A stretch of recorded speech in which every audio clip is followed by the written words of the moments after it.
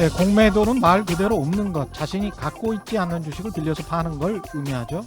그래서 예상대로 주가가 떨어지면 공매도 친 투자자가 돈을 벌고 반대로 올라버리면 돈을 잃게 됩니다. 투기적 성격이 강하죠. 다만 그렇게 공매도를 자유롭게 함으로써 시장에 과도한 거품이 끼는 것이 방지되고 투자 해지 수단도 되고 유동성도 늘어나는 순기능이 있다. 이런 교과서적 주장이 있기는 합니다. 만약 공매도를 누구나 다 쉽게 할 수 있다면 그게 맞는 말일 수 있습니다. 그런데 전혀 그렇지가 않죠. 공매도를 하는 주체는 대부분, 완전히 대부분입니다. 완전히 대부분 국내외 대형 투자사들, 이른바 외국인 또는 기관이고 개인 투자자는 어이없습니다. 왜? 개인이 주식을 빌리는 절차, 조건이 매우 까다롭기 때문이죠. 그래서 공매도는 외국인 기관들의 놀이터였습니다.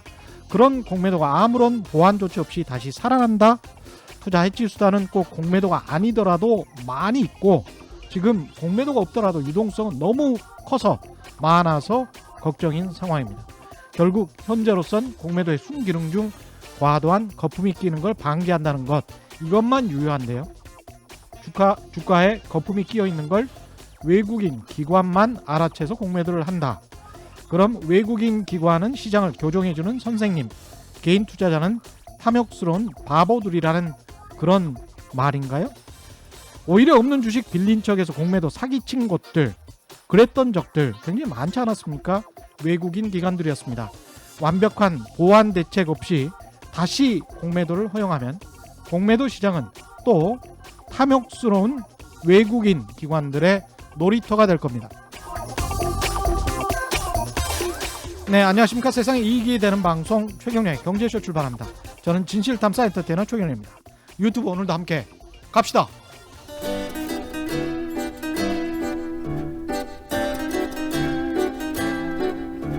얽히고 설킨 국제경제는 이분이 제일 잘합니다. 서울에서 지구를 바라보는 신환종의 세계경제 리포트. 네, 어제부터 최경련의 경제쇼 로고가 들어가 있는 친환경 마스크 선물 드리고 있습니다. 세탁 가능한 최고급 면 재질의 마스크입니다. KF80 필터가 4장 포함되어 있고요. 그러니까 8일 정도 쓸 수가 있죠. 이번 주 금요일까지 매일 10분께 2매씩 보내드리겠습니다. 성함, 연락처 그리고 주소 함께 짧은 문자 50원, 긴 문자 100원이 드는 샵 9730으로 많은 참여 부탁드리겠습니다. 바이든 행정부 출범이 열흘도 채 남지 않았는데요. 앞으로 미국 정치 경제는 또 어떻게 흘러가게 될지 신환종 NH투자증권 FICC 리서치 센터장과 함께합니다. 안녕하십니까? 안녕하세요. 우리가 만나뵌 지가 지금 한 달 반 됐습니다. 네, 그런 것 같습니다. 그렇죠. 네. 11월이었습니까?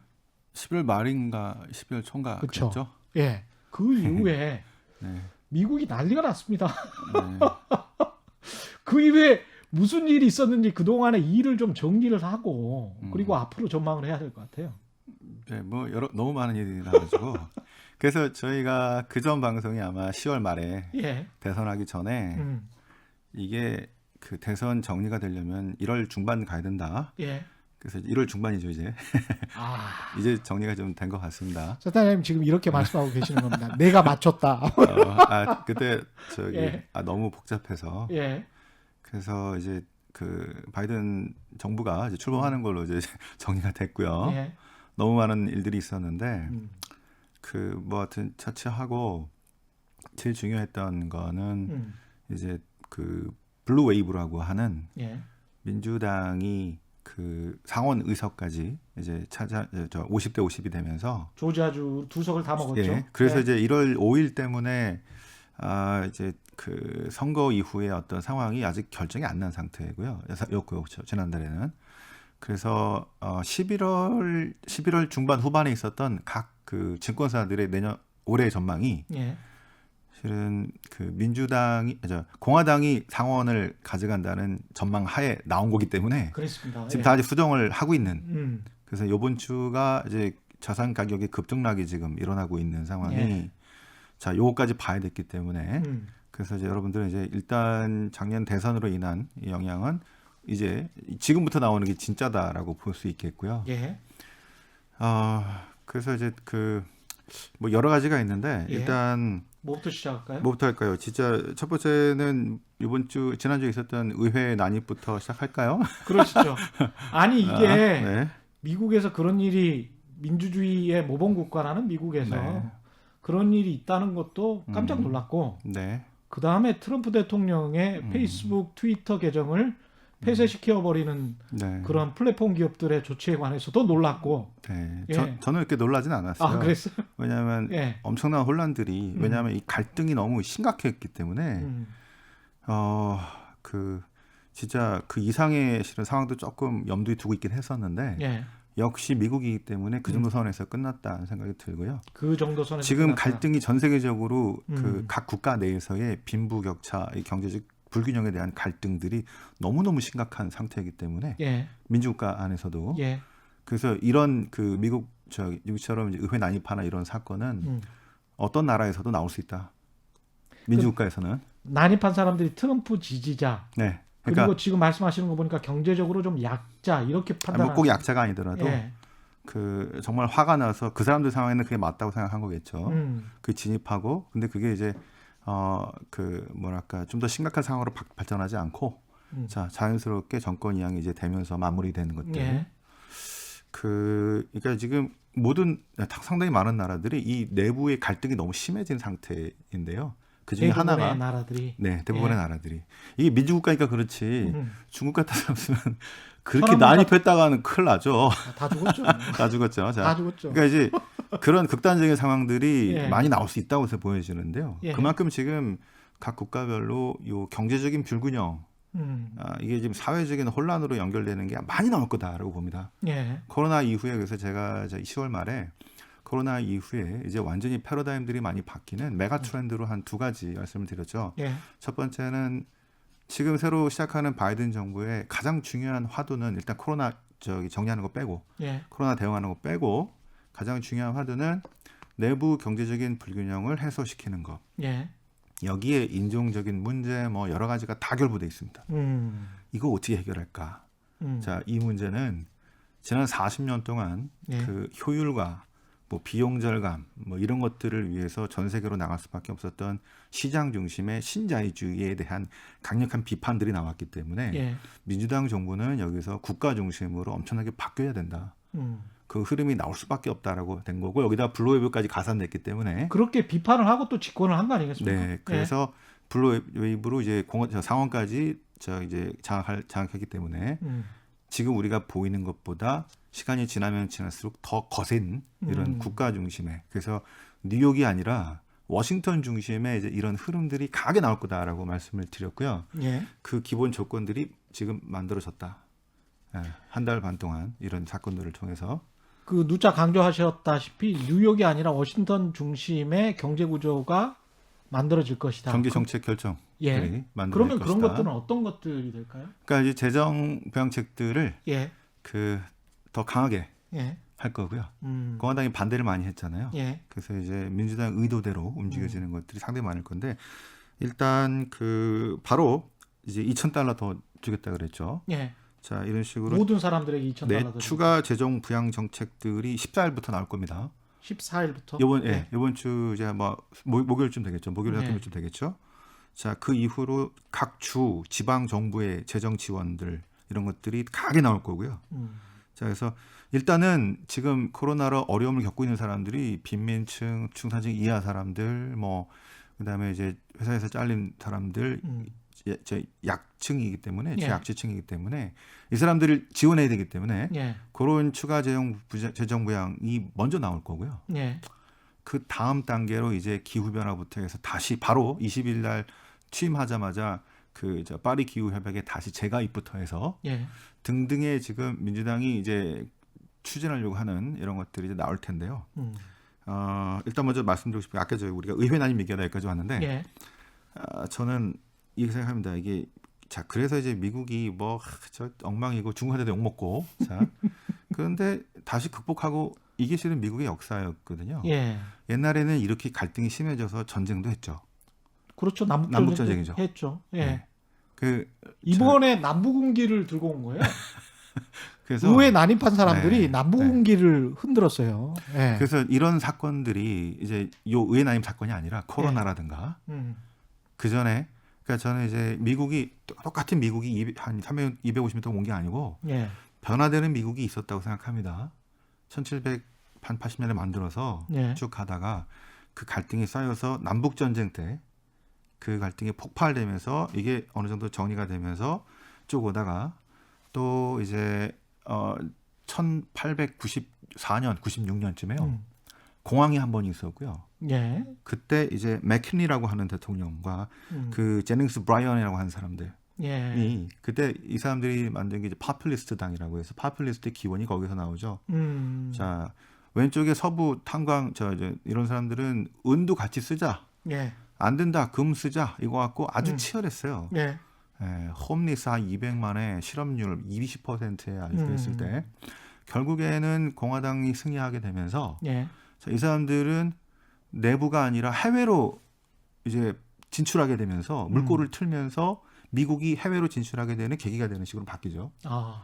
예. 자, 그때 지금 심각했던 문제가 독과점 문제였습니다. 예. 이 문제가 지금 테크 기업의 문제로 똑같이 나오고 있는 것들이죠. 그러네요. 항상 위기 이후에는 이런 문제가 많이 나와요. 예. 그리고 가다가 이게 심각해지니까 대공황 때 문제가 뻥 터지면서 그 루즈벨트의 이제 그 뭐죠? 국가 중심의 케인주의주의 수요 관리 정책들을 40년 동안 했고 예. 이게 가다가 문제가 생겨서 70년대, 80년대부터 레이건의 신자유주의 시장 중심으로 변했다가 다시 돌아왔는데 이런 흐름들이 이제 갈등과 분열로 인해서 이런 문제들이 터지고 그 다음에 다시 회복하고 또 변하고 이런 관계를 통해서 저희가 생각하는 2020년대부터는 그 전과 다른 미국도 그렇고 전 세계의 이 자본주의 형태가 많이 바뀔 거다라고 보고 있고 이게 투자하는데도 우리가 이제 어떤 회사가 돈을 어디서 벌까 이게 중요한 게 아니고 세상이 어떻게 바뀌고 있구나라는 거를 정확히 포착을 해야 되는데 예. 너무 경제 중심적으로 보면 안 된다는 얘기를 좀 드리고 있는 겁니다. 많이 바뀔 거다라고 하는 거에 지금 쭉 들어보니까 사회적 분노가 촉발된 포퓰리즘이 많이 개입될 수가 있고 그게 세금 정책이나 이런 것들로 나타날 수 있다. 뭐 이런 말씀도 하시는 것 같습니다. 네, 그래서 이제 예. 바이든이 첫 번째 국내적으로 가장 중요한 게 아까 경제적인 불균형 해소. 예. 그럼 이제 세금 먼저 생각할 수 있겠죠. 그런데 저는 그건 좀 나중인 것 같고. 그건 좀 임기 후반기. 네. 예. 지금 당장은. 네, 왜냐하면 그거 말고도 다른 것들 더 먼저 중요하고 더 할 수 있는 것들이 꽤 있다. 먼저 있다고 봅니다. 뭐가 있습니까? 일단은 예. 아까 말씀드린 대로 그 세금을 걷어서 주는 게 아니고 예. 일단 정부가 돈을 더 쓸 수 있기 때문에 일단은 돈을 찍어내서. 예, 지금 어려운 사람들을 도와야 되는 이 문제가 지금 먼저고. 예.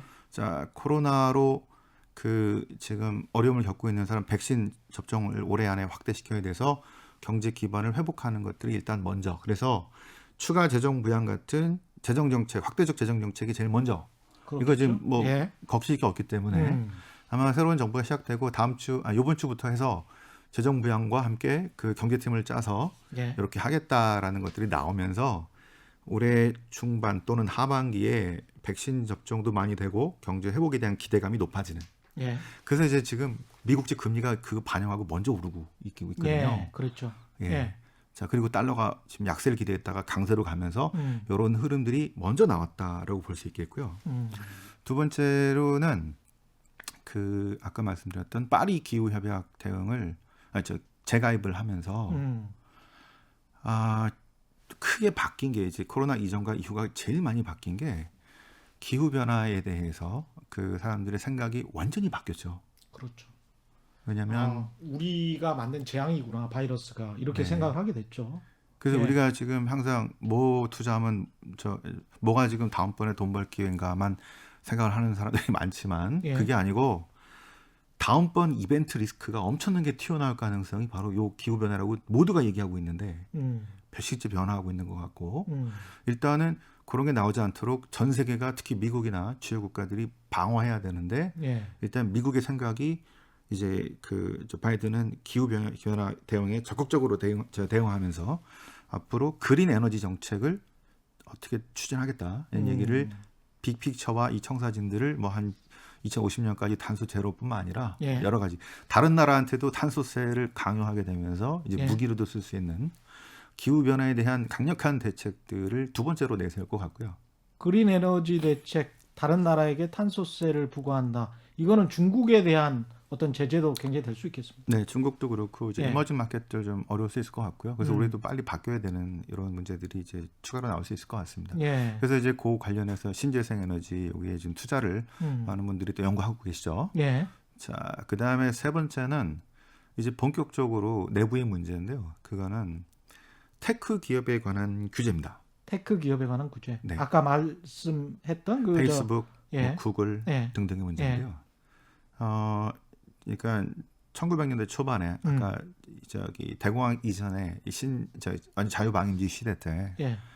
너무 독과점이 심각해서 음. 이 부익부 빈익빈이 너무 심각해졌던 음.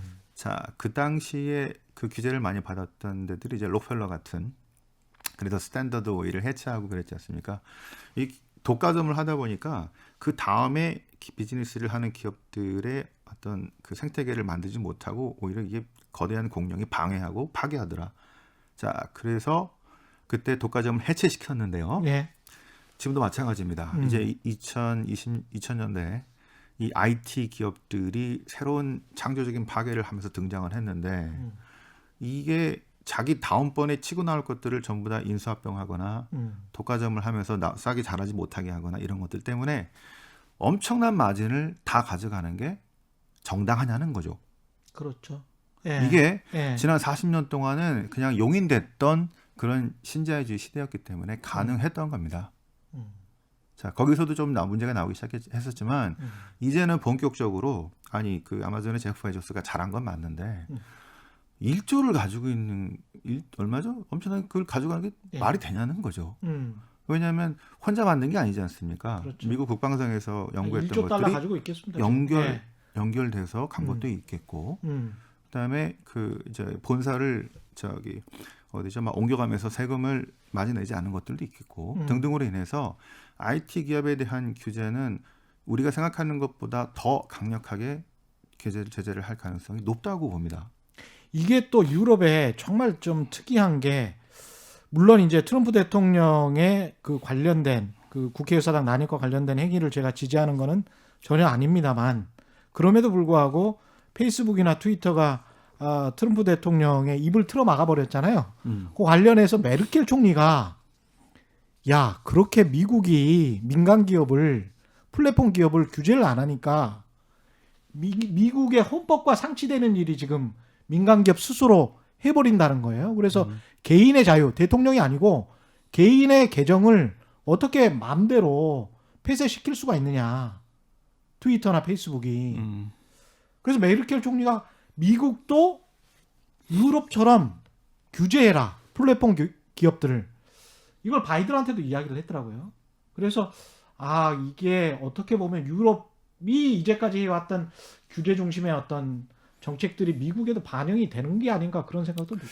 그래서 이제 그 테크 기업에 대한 규제가 크지 않을 거다라고 이제 저희 증권사나 이제 연구소 또 월가에서도 좀 나이브하게 보려고 하는데, 예. 그러니까 그런 기대를 자꾸 그래서 제가 저번에 월가 예측이 잘 맞지 않을 거라고 왜냐하면 자꾸 뉴욕 중심으로 생각을 하다 보니까. 예. 근데 이게 아까 제가 말씀드린 대로 지금 너무나 큰 40년 동안의 이 문제를 일으켰던 이 생각이 바뀌는 과정이기 때문에 자 이게 실은 바이든 정부가 지난 경선 과정에서 보면 힘이 그렇게 세지 않았어요. 오히려 그 샌더스나 그 안에서 상당히 진보적인 쪽, 뭐 이쪽에 힘을 받아서 이번에 당선이 된 건데, 자 이제 끝났기 때문에 여기서 농공해상도 해야 되고, 요 힘들을 많이 이제 강력하게 압박을 할 겁니다. 내부에서도. 예. 좀 더 그래서 그 저기 누구죠? 루즈벨트도 1931년 말인가요? 그때 선거 때 제가 강력하게 이 나라를 바꾸겠습니다. 뭐 정부 재정을 써서 이렇게 당선된 게 아니고요. 당선될 때는 적당히 해서 제가 돈 이렇게 해가지고 효율적으로 하겠습니다라고 했는데 예. 말을 바꾼 거예요. 그죠? 상황이 다르니까 이거 해결하기 위해서 말을 바꾼 겁니다. 그래서 제 생각에는 민주당의 아직 본색이 드러나기가 아직 안 드러났다 생각 들어서 예. 2020년대에 이제 시작되는 민주당의 어떤 생각들은 좀 더 강한 국가 중심으로 해서 이런 것들을 여기서 보면은 이제 지금은 시장을 자극하지 않는 선에서만. 그 키워야 되는 문제도 있는데 음. 이게 지금 아니면은 이거 잡을 수가 없거든요. 예. 그 1990년대 빌 클린턴 때 민주당이죠. 예. 그런데 실은 신자유주의적인 민주당이었어요. 그걸 우리가 이제 그 토니 블레어 등등의 제3의 길이라고 하죠. 예, 예. 80년대, 90년대, 2000년대 이때는 그 신자유주의 시대였기 때문에 그렇습니다. 예. 공화당이든 민주당이든 그럴 수밖에 없었어요. 그러니까 빌 클린턴. 해고는 자유롭게 네. 하되 재교육을 시켜가지고 어떻게든 네. 뭐 그런 식이었죠. 그런 예. 시대였기 때문에. 예, 예. 근데 그 시대에 지금 부작용이 너무 많이 나와서 이제는 바뀌지 않으면 이 자본주의 시스템이 유지되기가 실은 쉽지 않은 상황으로 가기 때문에 예.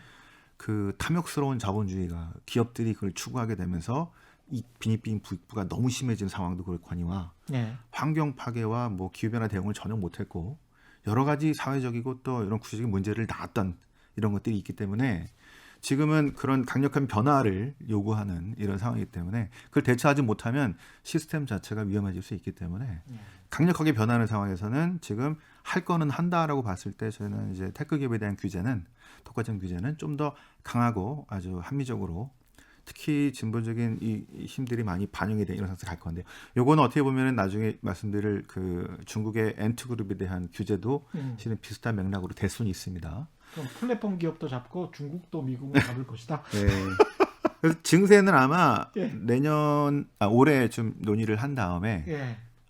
밀어붙인다면은 2022년 내년 정도부터는 2022년. 가능해질 수 있겠는데요. 이거는 예. 고소득자에 대한 증세이기 때문에 그다음에 법인세도 막 21인데 28%까지 올리고 예. 뭐 등등으로 고소득자 그다음에 테크 기업들 예. 지금 돈을 많이 버는 데는 무지하게 많이 벌고 못 버는 데는 엄청나게 못 벌기 때문에 아마 지금 많이 벌고 있다는 그 테크 기업들에 대한 어떤 부담들 그래서 테크 기업들은 아마 올해 상당히 조금 부담이 많아지는 이걸 뚫고 가야 되는 부담이 많아지는 이런 게 상황이 테크 되지 않을까 기업들의 싶습니다. 대부분의 CEO들이 민주당 당원들도 많고 리버럴들이 많은데 네. 예, 찍었다가 뭐 그리고 도네이션 기부도 많이 하고 그런 사람들 많은데 그냥 네. 그렇게 할까요? 기부는 기부고 왜냐하면 이게 그 여러분들이 아마 그 뉴욕에 의해서 지금 미국의 역사가 움직였다 이렇게 생각하는 경우가 음모론이죠. 예. 예. 아니요 그렇지 않습니다. 뉴욕이 힘을 받기 시작한 거는 실은 70년대, 80년대부터였고요. 그 전까지는 금융이 실은 저 은행 간의 거래 뭐 등등이 GDP에 잡히지도 않을 때가 있었어요. 예. 실은 이제 그 대공화에 대한 어떤 페널티 등등 때문에 주식시장, 채권시장 뭐 이런 그 금융시장은 그 존재감이 실은 상당히 적었던 게 한 60년대 뭐 이럴 때까지 70년대 또 엉망이 됐었죠. 80년대 이후로 이 시장 중심으로 그다음에 제조업 중심에서 서비스업 중심으로 금융 서비스업이 힘이 세지면서 됐던 게 80년대 90년대 이때입니다. 예. 그렇게 오래되지 않았어요. 그리고 그 이제 시대의 흐름에 따라서 바뀐다는 것들입니다. 예. 자, 그래서 그걸 읽어야 될 필요가 있다고 해서 말씀드렸는데요.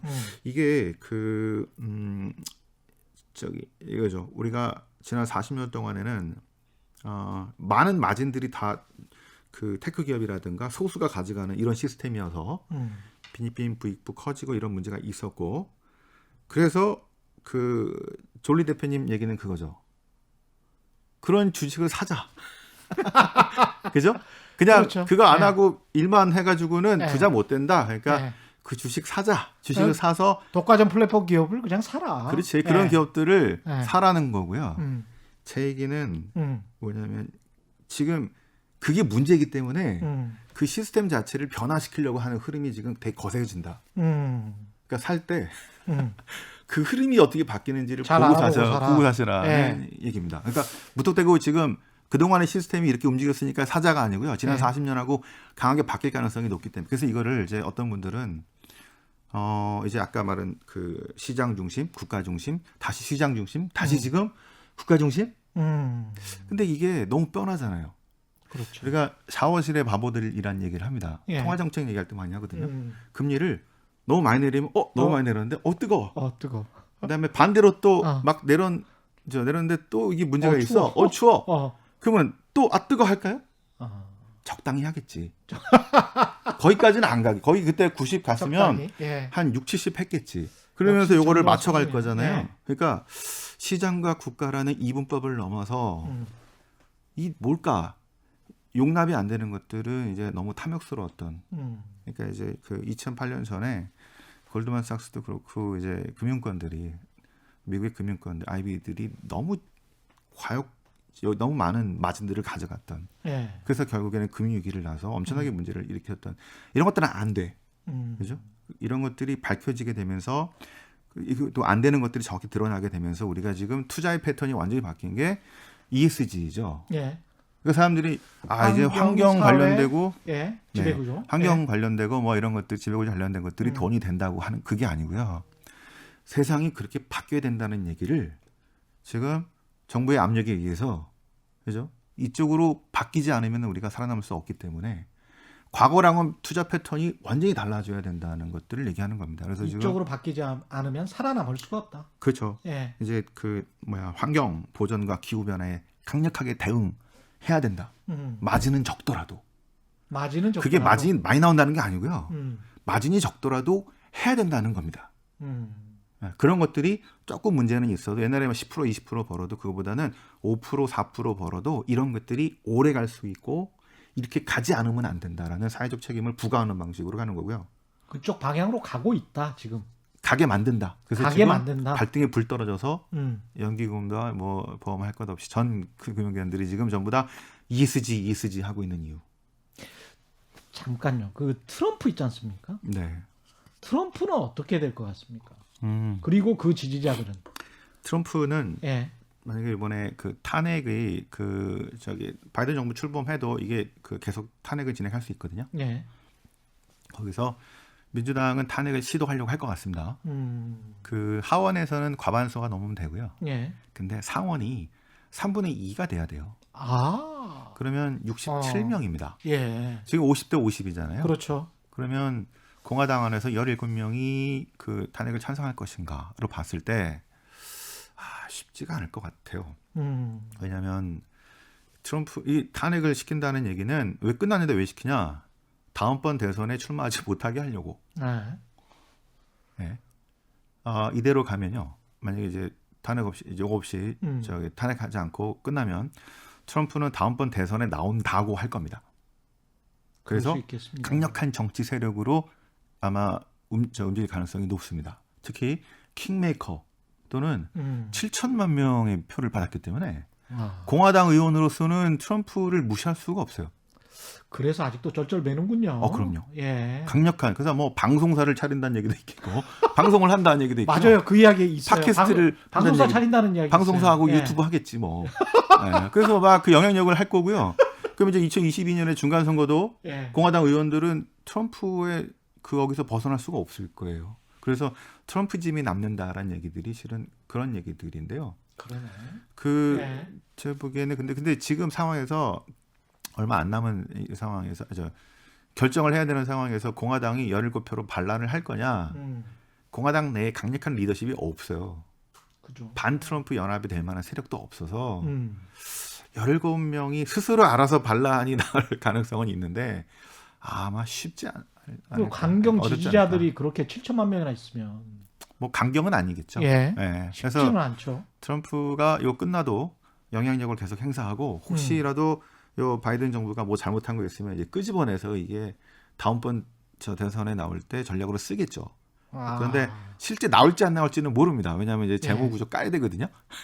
근데 그러면은 사기된다. 뭐 회계 부정한 거. 그렇죠. 뭐 많아가지고 세금 안 낸 거. 진짜 나올지 안 나올지는 몰라요. 그렇죠. 그런데 어쨌든 간에 수도 있어요. 킹메이커 역할과 예. 상당히 오랫동안 영향력을 행사할 거다.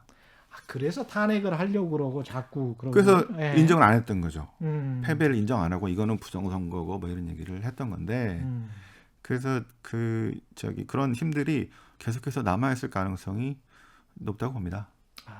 그래서 이제 국내 정치 지금 여러 가지 국내 경제적인 불평등 아까 테크 기업 여러 가지가 있는데 이거를 추진하면서도 너무 극단적으로 민주당 중심으로 갔을 때는 그 반발이 심하기 때문에 아까 말씀 제가 시장과 국가의 이분법을 넘는 뭔가를 제시해야 되는데 그게 실은 아까 말한 투자로서는 ESG 같은 거고 그래서 어떤 사람들은 윤리적인 자본주의 어떤 사람들은 뭐 사회민주주의 뭐 이런 얘기 하는데 제 생각에는 그냥 타픽을 만든다면은 제목을 만든다면은 지속 가능한 자본주의를 위한 뭐 이런 식으로 되겠죠. 일자리 창출 자본주의 뭐 이런 뭐 거. 일자리 창출뿐만 아니라 그건 예. 기본적인 거겠고. 예. 다만 이제 그동안에 그 시장을 만능으로 생각해서 했던 40년간의 그 폐해들을 반복하지 않는 방식으로 가고 반대로 국가가 만능이라고 생각했던 게 1930년에서 70년대까지 문제들이었기 때문에 예. 거기도 가지 않으면서 이거를 극복할 수 있는 뭔가의 방법을 이제 새롭게 모색을 할 것 같은데. 여러 가지 정책 호람이 나올 수 있다 이런 네, 말씀이네요. 요것 예. 때문에 갈등이 음. 지금 의회 저기 난입에서 봤던 것처럼 아주 계속해서 그 갈등은 상당히 오랫동안 지속이 될 그 내부에서 이런 그 어떤 갈등은 계속해서 심화될 가능성이 높다고. 그 앨런이 재무부 장관이잖아요. 네. 그러니까 뭐 그렇게 또 반시장주의적인 정책을 할 거다 그렇게 예상되지도 않습니다. 아, 그 뭐 예. 그 옐런뿐 아니라 바이든도 그렇고 그 이제 뭐 엄청난 그 진보적인 뭐 이런 거를 하는 건 아닐 거라고 보는데요. 그렇죠. 예. 다만 국가의 힘이 세졌을 때 국가가 70년대, 60년대의 그 폐해가 국가 정부 실패로 갔기 때문에 그 정도까지는 아닌데 국가가 너무 폄하됐다는 문제는 상당히 있었습니다. 그동안. 그렇죠. 예. 전부 다 시장 만능주의로 갔기 때문에. 그러면은 결국에는 국가의 힘을 통해서 너무 지나치지 않으면서도 아까 이제 환경과 사회적으로 건전한 것들, 지배구조 개선 등등의 어떤 것들에 개입을 할 수 있는 게 이제 아까 말씀드린 테크 기업에 대한 독과점 규제는 예. 그냥 어수룩하게 할 게 아니고 제대로 해야 된다는 예. 것들입니다. 그래야지 록펠러 그 저의 뭐 스탠다드 오일이 해체되고 나서 또 그 다음에 또 다른 씨앗이 뿌려지면서 미국 자본주의가 또 융성했던 것처럼 그런 흐름이 나오지 않을까라고 생각하는 거죠. 공정한 경제 환경을 조성해주는 역할까지는 할 것이다. 예. 중국은 어떻게 됩니까? 중국. 그래서 예. 두 번째 바이든 정부로서 되게 중요한 이슈가 이제 글로벌 차원에서는 미중 갈등일 예. 것 같은데요. 예. 중국이 지금 바짝 긴장하고 있죠. 음. 네, 그래서 저는 2020년대에 이제 여러 가지 우리가 이제 이벤트 리스크 이런 것들을 좀 볼 텐데요. 그 중에 기후 변화는 조금 이제 긴 얘기인 것 같고요. 예. 가장 현실적인 그 이슈는 이 미중 갈등으로 비롯되는 지정학적인 리스크가 가장 큰 리스크가 되지 않을까 싶습니다. 군사적인 것도 포함됩니까? 뭐 국지적인 그 가능성들이 있고요. 직접 충돌이 아니라 보통 간접적으로 충돌을 하죠. 그래서 걱정되는 게 실은 북한에 대한 문제들이죠. 예, 이런 것들이 발생이 될 것 같은데 큰 차원은 북한에 대한 문제가 아니라 실은 미중 간의 갈등이라고 보시면 될 것 같고요. 대만. 네. 예. 그래서 저는 미중 간의 갈등이 2020년대 거의 신냉전으로 갈 수밖에 없다고 생각합니다.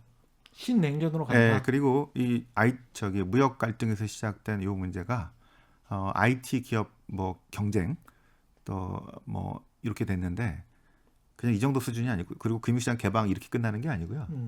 전방위적인 갈등 그리고 충돌로 심화될 거라고 2020년대 향후 10년에 전방위적으로. 그러니까 기존에 뭐 관세 부과하고 뭐 이 정도가 아니고. 네. 예. 관세 부과의 문제가 아니고요. 그럼 트럼프보다 훨씬 더 심한 거네요. 더 심하게 갈 거라고 봅니다. 왜냐하면 만약에 이대로 쭉 가게 되면 이대로 그냥 가게 되면은 중국이 2025년이나 2028년쯤에 GDP가 미국을 역전하는 상황이 발생하고요. 예. 저희가 군사적으로는 저희가 2040년이나 2045년쯤 가면은 조금 좀 비슷해지는 상황이 오지 않을까라고 보고 있는데 예. 이대로 가서 2030년이 되면 경제 규모는 중국이 더 크고 경제 뭐 기술력이나 이거는 좀 삐까삐까 비슷해지는 상황이 발생할 수 있는데 군사는 미국이 앞서요. 이럴 때 결국 이 충돌이 군사적으로 발생하는 경우가 많았어요. 평화적으로 미국이 중국을 압박하면서 누를 수 있는 기간은 요 향후 10년이 거의 마지막이다. 는 생각입니다. 누를 수는 있습니까? 누를 수는 있을 것 같죠. 예. 누를 수는 있죠. 여러 가지 방법들이 있으니까. 예. 그래서 이제 미국이 생각해낸 게 이제 민주주의 정상회담이죠. 동맹을 통해서 혼자 안 되니까. 전부 다. 혼자 안 되니까. 예. 자, 유로아시아. 예. 예. 그래서 이게 내가 지금 무역 수출을 얼마 해서 돈을 벌고 말고의 문제가 아니고요. 저번에 한번 말씀드린 것처럼 체제 간의 문제로 각 정치 체제에 대한 문제로 이제 비화시키면서 예. 확대하는 거죠. 중국이 점점 커져서 30년, 40년대 세계 넘버원이 됐을 때에 중국이 세계 넘버원이 됐을 때의 세상은 어떻게 됐을 것이냐. 자, 그게 이제 천하 질서와 중화 질서고요. 그다음에 중국의 지금 권위주의적인 이 정치 체제가 전 세계로 파급이 됐을 때 이렇게 나가면서 트럼프 후반부터 자꾸 이제 중국이 아니라 중국 공산당 정치 체제, 민주주의 동맹 자 이렇게 지금 얘기가 바뀌어 나가고 있는 게 패러다임 자체가 완전히 바뀌고 있는 예. 이런 상황이라는 겁니다. 그래서 그동안 한 30년 동안은 신자유주의 시대였고 효율이 중요했고 비용 절감이 중요했기 때문에 중국 투자해야 되는데 인권? 그렇게 중요한 건 아니야. 그리고 우리한테 별로 위협되지도 않아. 지금은 인권이라는 문제가 홍콩이 되게 중요해지고 대만이 되게 중요해지는 이유들이 예. 자, 군사적이고 외교적인 문제도 있겠습니다만 요거를 테스팅하는 그 과정들이 지금 홍콩 중국이 홍콩처럼 바뀌기를 원했는데 거꾸로 홍콩이 중국화돼 버리는. 그렇죠. 예. 그래서 이거는 서방이 중요하다고 여겼던 가치 체계, 인권, 민주주의에 대한 위협으로 느껴지기 때문에 좌시할 수 없는 것들이죠. 자, 그래서 그전과 다른 인권이라는 이거는 가치 체계 충돌입니다. 그래서 이런 것 때문에 이걸 이유로 모든 게 스톱이 될 수 있는 상황으로 갈 수 있기 때문에 저희 신냉전이라고 얘기하는데요. 그게 이제 실은 이제 외교적인 것들 쭉 민주국가들을 2021년 올해 7월 1일이 이제 중국 공산당 100주년이고요. 예. 예. 그때를 전후해서 그 바이든 대통령은 민주주의 국가들을 모아서 정상회담을 한다고 했습니다. G7 플러스 2 넘버 2인데 예. 그 중에 첫 번째가 우리나라죠. 아, G7 플러스 두 개의 나라 중에 한 나라가 한국이에요? 한국이죠. 반가운 건가? 그게 우리 숙명일 수밖에 없다고 생각합니다. 딱 반갑지 않은 초대장 딱 그거네. 네. 근데 예. 왜냐하면 우리는 이 중국과도 한 2000년 살아봤고 예. 미국과도 100년 살아봤는데 예. 우리는 중국이 얘기하는 아시아식 민주주의. 근데 우리도 아시아식 민주주의였는데 그거는 실은 전두환 노태우 독재였죠. 예. 그때 얘기했던. 예. 자, 근데 우리는 아주 자연스럽게 아주 어려웠지만 부드럽게 그래도 변했잖아요. 거의 유일하게. 거의 유일하게. 예. 그래서 서방으로서는 아주 좋은 베스트 프랙티스인 겁니다. 그렇죠. 그리고 자기와 가치 체계를 공유하는 나라인데 예. 이 나라가 경제도 엄청나게 성공했어. 그러니까 이 나라가 정말 베스트 케이스인 거죠. 감사하죠. 예. 예. 그러니까 저는 이것 때문에 우리나라의 그 기업들도 지금 업그레이드 되는데 이 지정학적 갈등이 되게 중요한 역할을 하고 있다고 봅니다. 우리 편이다라는 것. 그러니까 이런 거죠. 현대차하고 애플이 손을 잡는 것도 예. 이게 애플이 찾는데 실은 이제 중국이랑 할 수는 없잖아요. 앞으로 경쟁인데 빅테크나 뭐 이런 게 움직이고 예. 있는데 한국이면서 제조업 기반 아주 뛰어나고 그죠? 뭐 다른데 일본하고 다른데 비해서도 그래도 상당히 좀 유연하고 예. 그러니까 이런 지정학적인 갈등으로 인한 기회들이 우리나라 기업들이 지금 산업구조 재편에서 많이 미국의 테크들과 손을 잡고 이렇게 가야 되는 것들도 예. 지난 70년대 80년대에도 우리도 실은 그 지정학적인 그 갈등의 혜택을 많이 받거든요. 예. 예. 지금도 그동안은 산업구조 옛날에 완전히 국영제 위주로 돼 있기 때문에 반도체 빼고는 되게 어려웠던 게 지난 10년 그래서 박스피였고요. 예. 지금 변화가 되는데 거의 다 미국의 어떤 테크닉을 손잡고 자 이런 식으로 산업구조 변화가 오히려 크게 보면은 이제 중국은 자체 발전, 그죠? 근데 미국은 파트너가 필요한데 우리와 같이 이런 구도가 만들어지는 것도 그 전에는 지정학적 갈등 구조를 되게 좀 걱정스럽게 봤는데 최근에 이런 변화는 오히려 혜택을 좀 많이 보고 있는 식으로 기회가 훨씬 기회가 있었다. 오는 것 같다라고 생각이 드는 것도 70년대랑 비슷한 그런 상황이 됐지 않을까. 근데 중국이 가만히 있지 않고 유럽하고 지난해 연말에 네. 투자 협정도 하고 네. 그러면서 유럽도 거기도 뭐 이익 충돌이 아까 가치 충돌 말씀하셨지만 이익이 많이 중국에 있지 않습니까? 네. 그래서 이익 충돌이 있을 테고 우리도 마찬가지 입장인데 그걸 미국이 유인해 내려면 결국은 미국이 더 주는 수밖에 없는 거 아니에요? 우리 입장에서는 누구한테요? 우리에게, 그러니까 한국에게 또는 유럽에게. 그렇죠. 지금은 예. 그동안 떨어졌던 신뢰를 회복해야 되기 때문에 음. 우리한테 좋은 상황인 거죠. 떨어졌던 신뢰를 회복해서 동맹하고 힘을 모으려면 한국도 필요하고 유럽도 필요하니까 그렇죠. 그 과정에서 좀 양보하면서 가겠죠. 그 우리 방위비 분담 이런 것들은 우리한테 조금 유리하게 가겠고. 그러니까 트럼프식의 어떤 그 강압적인. 네, 그게 아니고 예. 동맹을 보수해야 되기 때문에 예. 동맹과 같이 가야 되기 때문에. 근데 역으로 중국이 만약에 지난번에 이제 파이낸셜 타임즈에 그런 게 나왔더라고요. 아주 한 이틀 전인가 3일 전인가 기사인데 가령 이제 중국의 기업들이 미국으로부터 제재를 받지 않습니까? 규제를 받으면 네. 그걸 그대로 순응하면 오히려 중국 법에 의해서 중국 기업들이 처벌을 받게 되는.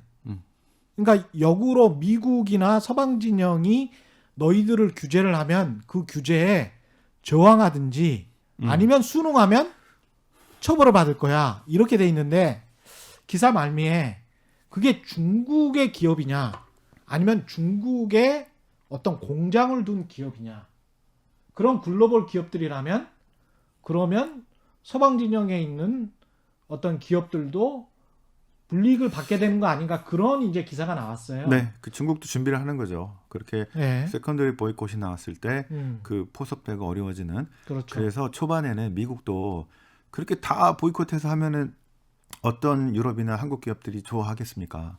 처음부터 그러진 않겠죠. 예. 어느 정도 풀어주겠죠. 그러다가 나중에 이제 점점 커지고 이 동맹이 좀 더 확고해졌을 때 아마 강력하게 압박을 할 가능성이 높아 보이는데요. 예. 근데 그 중에서도 이제 IT 테크 특히 경쟁으로 이제 반도체나 뭐 주요한 뭐 5G나 등등은 절대 안 돼가 계속 나가는 거고요. 그 품목별로 좀 그 순위를 낮출 수가 있겠죠. 그다음에 전혀 저기 위협이 되지 않는 뭐 그런 것들은 중국 거 수입할 수도 있겠고 그렇게 가는데 핵심적인 것 위주로 아마 그 포섭하고 이제 압박하고 이런 수준은 시간이 지나면 지날수록 더 강력해질 가능성이 높다고 보는 것들입니다. 그래서 중국도 준비하고 있는 포섭과 거죠. 배제 전략을 같이 취할 것이다. 네, 처음엔 네. 그래서 한국과 유럽 기업들한테는 유리한데 음. 시간이 지나면 지날수록 그게 더 세지겠죠. 근데 우리 상황에서는 사실은 정치 군사적으로 봤을 때도 그렇고 결국은 뭐 서방 진영 쪽으로 갈 수밖에 없는 거 아니에요? 우리는 가치적으로도 그렇고. 그러니까 예. 근데 그게 바로는 그런 압박이 그렇게 심하게 오진 않겠지만 시간이 지나면 지날수록 점점점 선택을 높아져요. 해야 되는 상황. 네, 그래서 중국은 그렇게 준비를 하고 있다. 내수를 키울 수밖에 없고. 예. 그러니까 외부가 다 봉쇄돼 버리면. 그래서 중국 기업들이 해외 나가서 활동하기는 쉽지 않을 것 같습니다. 아, 그러니까 그렇겠네요. 화웨이 예. 어려울 것 같고요. 바이든스도 해외 거는 어려울 것 같고. 뭐 이런 식으로 내수가 어느 정도 있기 때문에 유지는 되고 반도체도 내수 개발을 그 용으로만 쓰겠지만 근근히 따라올 수는 있겠습니다만 아마 쉽지 않은 상황이 되지 않을까 싶습니다. 그러면 투자자 입장에서 봤을 때는 중국을 회피하고 서방 진영에 더 시장을 확대할 수 있는 그런 그리고 서방 진영의 가치 아까 말씀하셨지만 ESG 같은 것들 그런 것들 쪽으로 추구하는 장기 투자는 그런 게 낫다는 거고요. 장기 투자는 그런 게 네, 낫다. 중국의 단기적인 기회가 있는 것들은 저희가 하자고 하는데 길게 봤을 때는 불안한 측면들이 너무나 많기 때문에 예. 왜냐하면 이제 금융 제재까지도 갈 수 있거든요. 나중에는 미국이 중국에 네. 대해서 예. 금융시장 개방이 아니고요. 금융 제재까지도 갈 수 있습니다. 어떻게 뭐 어떤 스위프트라고 하는 결제 시스템에서 뺄 수도 있고. 아, 그럼 이제 중국은 자체로 마련해야 돼요. 지금 준비하고 있습니다. 아니 스위프트에서 아예 빼버려요? 네, 그럴 수도 있어요. 나중에는 아, 그러니까 절차가 있는 것들이겠죠. 국제 결제를 못 하게 해버리는 네, 거. 근데 그 지금 하면은 이란을 제재하는 것도 수위가 있거든요. 그렇죠. 북한도 마찬가지입니다. 아, 이제 그게 나중에는 점점 심해지면 갈 수도 있는데, 음. 그러니까 저희가 이제 그런 단계를 생각하는 것들이죠. 아, 그래서 단기적으로 이제 요즘에 그 엔트그룹 문제가 많지 예. 않습니까? 상장 폐지. 그래서 예. 아까 말씀드린 테크 기업에 대한 반독점 규제라는 측면도 있어요, 확실히. 그래서 이게 그 테크 기업들이 엄청난 시장 장을 하고 있고, 그래서 중국 내에서 다른 기업들이 이제 올라오고 하는 것들을 상당히 어렵게 만드는 마찬가지의 논리로 페이스북 규제하고 지금 미국의 테크 기업 규제와 일맥상통하는 부분도 있습니다, 확실히. 그런데 다른 면들이 있는데요, 뭐냐면 이게 그게 10월 24일인가요? 그때 마윈이 가서 연설했던 거기가 예. 와이탄 서밋이라고 하는데요. 예. 중국의 이제 천유안 같은 사람이 이제 중국 개발은행 전체 총재, 인민의 총재 뭐 이런 금융 원로들이 있는 자리에서 그 얘기 했대잖아요. 중국의 금융 시스템 관리가 뭐가 있냐? 시스템 엉망인데. 이제 우리나라에서는 민간 기업에서 이런 발표 막 하잖아요. 그럼 할 수 있죠, 뭐. 중국은 예. 하면 안 되지. 그죠? 그런데 예. 임금님 쿼터를 건드렸구나. 이 마윈이 예.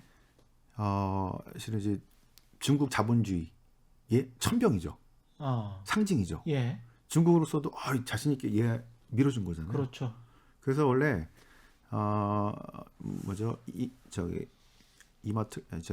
미국 이베이가 들어왔을 예. 때 먹힐 줄 알았는데 예. 알리바바가 먹어버린 거잖아요. 예. 중국식으로 해서 그렇죠. 되게 예. 잘한 겁니다. 예. 그러더니 상장을 하라고 그랬더니 이제 홍콩에서 하라고 그랬더니 뉴욕 가서 한다는 거예요. 그래? 한번 해봐. 놔뒀더니 엄청난 성공을 해서 왔습니다. 그 힘이 되게 세졌죠. 예. 자, 그럼에도 불구하고 이제 중국 자본주의가 이렇게 잘 된다고 하는 홍보용으로도 썼고, 자, 이런 상징이었는데, 그 상하이 와이탄 서밋에 있던 사람 중에 천이완이라고 하는 사람은요. 천이완이라고 하는 예. 사람은 이제 옛날에 천인이라고 하는 사람이 있는데요. 덩샤오핑과 천인, 이게 이제 1978년에 중국 개방하면서 그때 개방 정책을 총괄하면서 앞으로 자본주의가 몰려올 건데 이제 우리가 어떡하냐. 뭐라고 했냐면 자본주의는 우리가 요 세장 안에 들어있는 어떤 새. 예. 그러니까 기업들은 풀어주면 안 되고 꽉 주면은 죽으니까 예. 커다란 세 장을 만들어서 여기서 마음껏 놀으라고. 근데 세 장이 갇혀 있는 거예요. 기업들은 재밌네. 예. 이 조롱 경제입니다. 그러니까 지금 중국 항상 그렇게 생각하고 있는 거예요. 자기들이 실은 이제 커다란 사회주의 하에서 이 자본주의를 넣고 있는. 언제든 그래서 기업들을 오버하면은 못 날아가게 딱 막을 수도 있고. 중국이 배운 그 싱가포르도 주룽파크가 유명한데. 네, 이게 천원인데 그분 아들이 천이안 이번에 예. 그때 사람인데 예. 금융의 원로들이죠. 예. 이거를 하면서 덩쇼핑하고 천원 뭐 이런 사람들이 제일 걱정했던 게 외부에서 중국을 압박하는 거는 하나도 두렵지 않아요. 그러니까 미국이 막 공격하고 이건 하나도 두렵지 않습니다. 그런데 예. 중국 정부가 제일 두려워하는 게 뭐냐면 제 생각에는 마윈 같은 사람이에요. 자, 솔직히 말해서 예. 중국 사람들이 시진핑을 존경할까요? 마윈을 존경할까요? 그렇구나. 시장에서 저는 마윈이라고 생각합니다. 그리고 실제로 마윈 마윈 초상을 갖다 놓고 사당 뱉은다 마윈을 신격화도 해요. 진짜요? 마윈 신이라고도 합니다. 관우신처럼. 중국에서? 왕은 아니지만 예. 관우같이 유명한 사람들을 신격화도 하잖아요. 예, 그렇죠. 왜? 자수성가했죠. 뭐 부패해서 한 게 아니야. 자, 그러면서 그 다음에 하는 행적들도 보면은 예. 다음번에 있는 사람들한테 기회도 주면서. 자, 정리를 그래서 해야 되는데. 예. 중국 정부가 제일 두려워하는 사람들이 이렇게 자본주의적인 생각을 가지고 자유주의적 생각을 갖고 커가는 기업인들입니다. 그런 사람들은 통제한다. 이거를 막지 않으면 중국이 되게 어려울 거라고 보기 때문에 그래서 이런 규제의 역할도 아까 테크 기업 규제나 이것도 있지만 이거를 통제해야 되는 그런 중요한 문제들이 중국에서 지금 나오고 있다. 이렇게 표현하고 있습니다. 예, 오늘 말씀 감사하고요. 지금까지 신환종 NH투자증권 FICC 리서치 센터장과 함께했습니다. 고맙습니다. 네. 예, 최경영의 경제쇼는 여기까지였습니다. 지금까지 세상이 이익이 되는 방송 최경영의 경제쇼였습니다. 고맙습니다.